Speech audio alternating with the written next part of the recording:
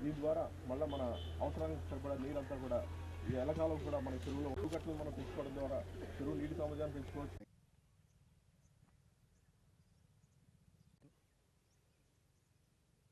ఇప్పుడు ఆ కాలనీకి వెళ్తాం కదా,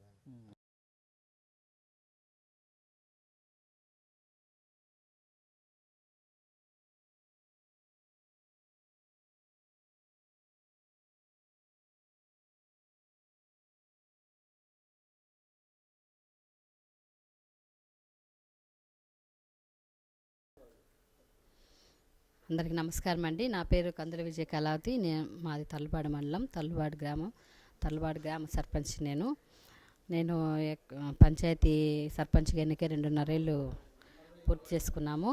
జాతీయ గ్రామీణ ఉపాధి హామీ పథకం గురించి, ఉపాధి హామీ పథకము మా యొక్క క్రితం అయితే ఈ పథకం గురించి మా యొక్క గ్రామంలో పెద్దగా అవగాహన లేదు. అంతేకాకుండా ఈ కూలీలు కూడా వెళ్ళడానికి పెద్దగా వాళ్ళు వెళ్ళేవాళ్ళు కాదు.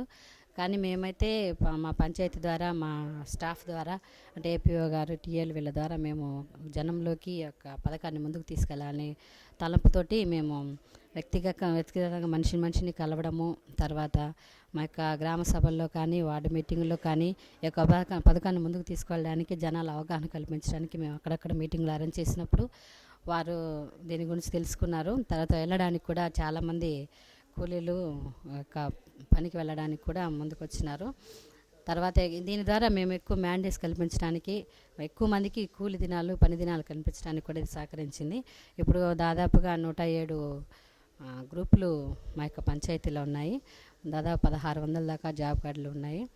అంతేకాకుండా ఈ పథకం గురించి వీళ్ళకి తెలిసినప్పుడు ఇండివిజువల్ టాయిలెట్స్ విషయంలో కానీ, తర్వాత సోక్ ఫిట్స్ విషయంలో కానీ మేము ముందంజలో ఉన్నాం.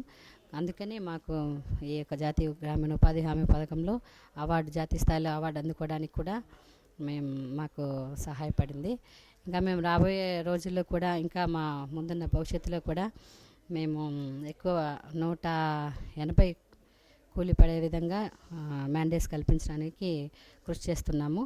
ఇంకా తర్వాత సాయిల్ వేస్ట్ మేనేజ్మెంట్ ద్వారా ఈ చెత్త నుంచి సంపద సేకరణ యొక్క పథకాన్ని కూడా మేము ఇంప్లిమెంట్ చేయాలని ఆలోచిస్తున్నాము.